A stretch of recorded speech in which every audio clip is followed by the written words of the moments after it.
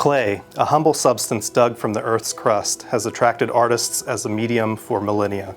Its ability to yield to the artist's hand, yet hold resolute, is unparalleled. Versatile yet distinctly finite, clay offers the artist and craftsperson alike a vast field of creative possibilities. Whether bringing to life a form from the mind's eye or a functional necessity of the everyday, clay as a vehicle for human ingenuity has few rivals. It is through this transformation from nature to hand-wrought object that the earth has given voice to artists and makers through the centuries. When the exhibition Earth Transformed was conceived, we sought out artists whose work collectively demonstrated a wealth of possibilities using simple mounds of clay. We did not have to look far to find artists who excel not only in the craft, but also at the sheer art of ceramics. We concentrated our search efforts on artists living in Ohio and adjacent states, artists who share that common heritage of the land, its rivers, and tributaries. It did not take long to find a roster of 15 artists in the region whose work exemplified the quality and diversity achievable with that simple mound of clay, a little heat, and a lot of imagination. Artists whose forms, both functional and sculptural, push the concepts of what a teapot could be, as seen in Scott Dooley's whimsical Two Teapots, or challenge our notion of what the figurative sculpture is with Julie Ellen Burns' centaur-like amalgamation of a man and a dog in Seeing Eye God.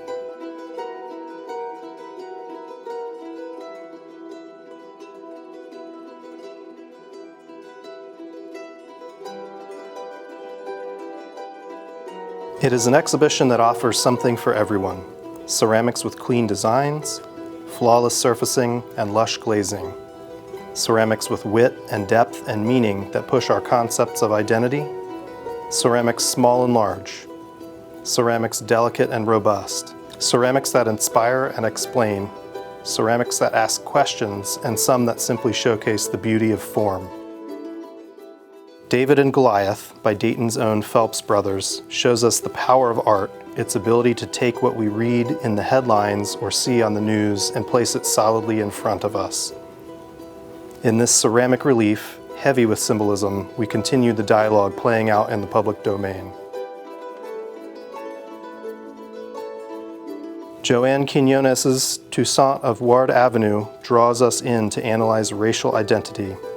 Her life-size sculpture imbued with multiple layers of cloth, newspapers, and other media over a serene figure, the face live-cast from her son, adorned with a crown of gold-plated hands creating a saint-like presence. Look for her video artist statement for an explanation of this powerful piece.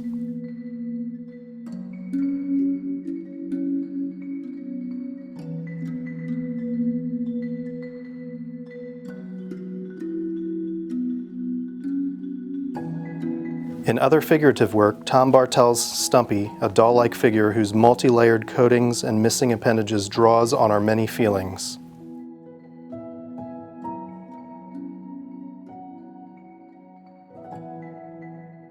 Steve Thurston's Lost in Translation, Ben, is a bust of Ben Franklin resting on a pillow of wood.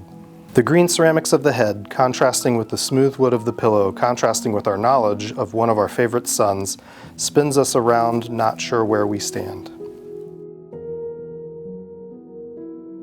Portrait, by Matt Waddell, is again a bust but in primitive form, where Waddell states, "The knownness of the thing then becomes a process of understanding rather than something that is understood."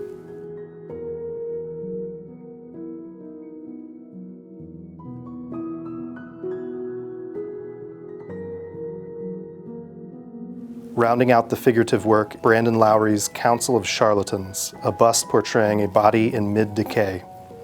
This piece is eerily beautiful with its gold skull resting atop a torso of melting flesh.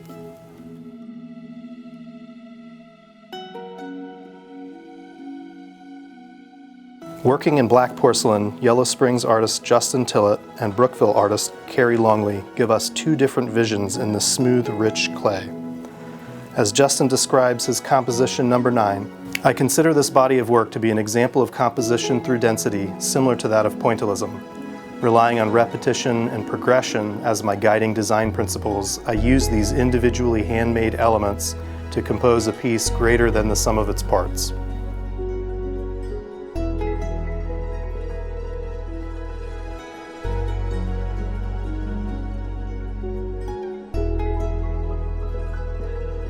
In Longley's Geum Rival and Magnolia grandiflora, the artist pulls from her fascination between the relationship of science and art in the two floral-inspired sculptures.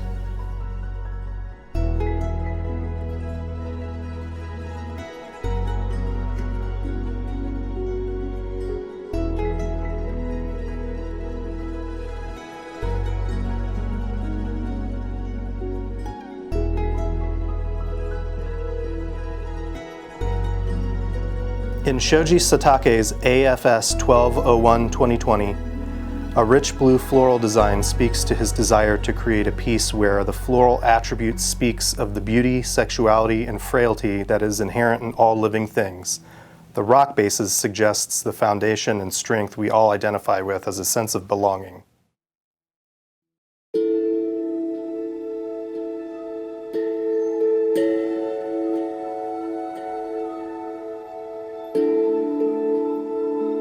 In what may appear to be a nod to more traditional ceramic pottery, we have Brad Schweiger and Gino Luketic creating jars, vases, and vessels. But these are anything but traditional. Schweiger states his desire to examine utility and says, "However, I feel my work can also function as a decorative object."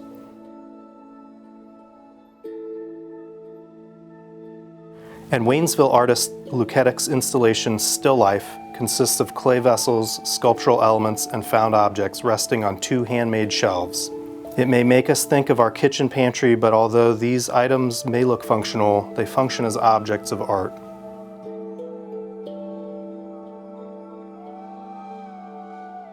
This porcelain structure utilizes the inner bones, its scaffolding, to represent Johnson's arc, which he states, "They expose the relationship between soft and hard, the fluidity of a membrane, and the moment of intersection between these contrasting elements.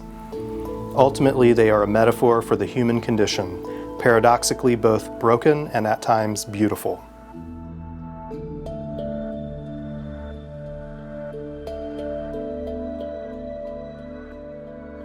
These are just a brief introduction to the stories told by the 15 artists included in this exhibition, an exhibition that will explain, demonstrate, and inspire all the facets possible with clay, fire, and glaze. In partnership with Earth Transformed, we are excited to present the work of Rosewood Art Center's second artist-in-residence, Nikki Strauss.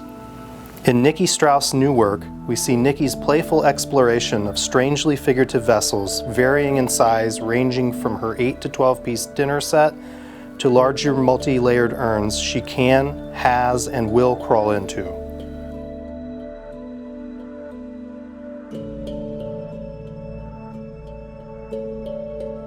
Meant to be an interactive exhibition, her stacked dinner sets can be unstacked and reconfigured, making for an exhibition with changes depending on the day.